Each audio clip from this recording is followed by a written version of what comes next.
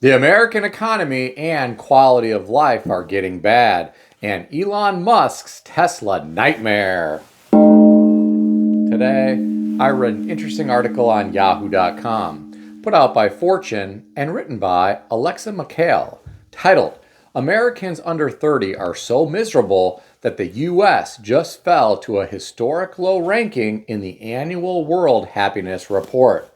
The author of this article referenced the World Happiness Report's annual ranking of the happiest countries, and the U.S.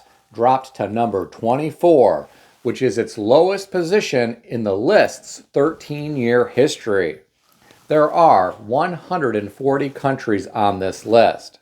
The author went on to say, if you were to only assess people below age 30, the U.S. wouldn't even rank in the top 60 happiest countries.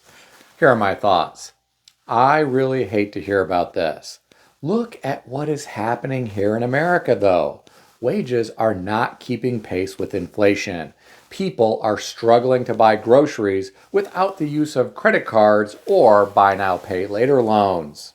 Rent is sky high in many cities. Even if you can afford rent, you might not be able to afford the parking and the concierge trash. The average price of a new vehicle in America in 2025 is $48,640, according to Cox Automotive. Car dealers are scamming people with mandatory paint protection, wheel protection, or theft protection, which are all heavily marked up as profit generators for the dealerships. Then, if you need to get one of these new high-tech cars repaired, you are going to pass out when you get the estimate. In terms of people under 30, many are graduating from college with over $100,000 in student loan debt, and many are struggling to find employment in their respective fields. If they are lucky enough to find a job, the salary may not be enough to afford rent or to purchase a home without parent assistance. I was talking to a friend of mine today. His daughter just graduated from college, and he gave her $150,000 for the down payment on a home so that she could qualify for the payment based on what she was earning at her first job. She is fortunate that her father has the money to help her.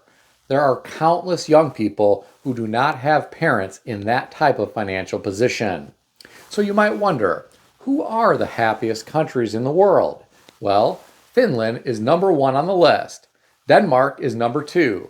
Iceland ranks number 3, followed by Sweden, then the Netherlands, followed by Costa Rica, Norway, Israel, Luxembourg, Mexico, Australia, New Zealand, Switzerland, Belgium, Ireland, Lithuania, Austria, Canada, Slovenia, Czechia, United Arab Emirates, Germany, the United Kingdom, and then finally the United States of America at number 24.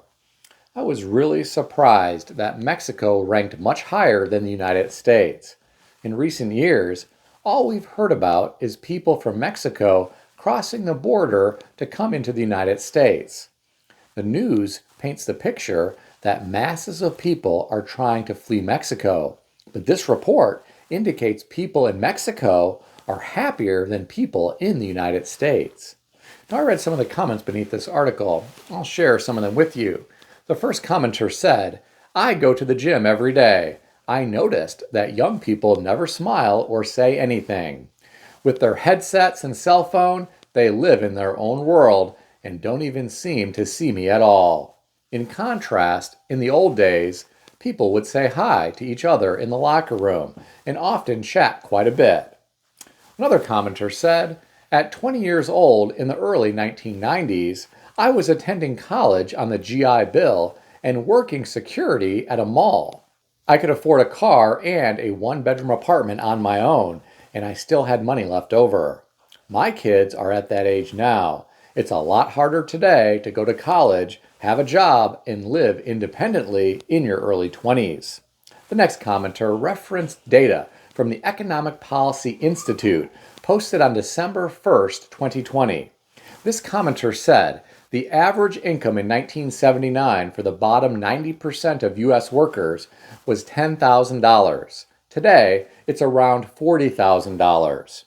It would need to be $140,000 if it kept up with inflation. We've been duped for almost 50 years by Republicans and Democrats. Gold was $200 per ounce in 1978. It was $300 per ounce in 1979. Today, it is $3,000 per ounce. Wages for the top 1% skyrocketed 160% since 1979, while the share of wages for the bottom 90% shrunk. The last comment that I'll share with you came from someone who said, the unemployment rate reported at 4% must be a big lie. The underemployment rate must easily be 5 times that. Well, my friends, the commenters always have interesting things to say. Please always keep in mind, these are the thoughts of the commenters and not me. I would like to chime in about that last comment. I believe underemployment is a serious problem here in America for many people. There are a lot of individuals who are not being paid what they are worth, and the little 2 or 3% raises each year are often not keeping pace with true inflation in this country. Many people call the CPI the CP lie, and I'm sure some of you can relate. I'm curious, what do you think about all this? Share your thoughts in the comment section below. Here's some bad news for Tesla investors. I read an article today on CNBC.com written by Laura Kolodny titled, Tesla Owners Are Trading in Their EVs at Record Levels. The author of this article referenced data from Edmunds, which revealed that March represented the highest ever share of Tesla trade-ins toward new or used cars from dealerships selling other brands. My friends, this is really shocking to me. There have been so many Tesla fanboys in recent years, and now people are dumping these cars at record levels for other brands. This doesn't bode well for the Magnificent Seven stocks. The last few months have been brutal for most of the Magnificent Seven. Meta Platforms is the only one that hasn't suffered the carnage. Tesla has had about a 40% drop this year. Talk about brutal for people speculating on that stock. Every time I turn on the television, I hear about Tesla vehicles being vandalized. This situation is getting grim. There was another story today on CNBC.com written by Laura Kolodny titled, Elon Musk tells Tesla employees to hang on to your stock. He urges vandals to stop being psycho. The author said, protests against Elon Musk and his work in the Trump White House have erupted around the world. The author said, people have targeted Tesla vehicles, Tesla showrooms, and Tesla charging stations in the US and across Europe. Here are my thoughts. First, my heart goes out to Tesla owners who have had their vehicles targeted. I really hate to hear about all of this.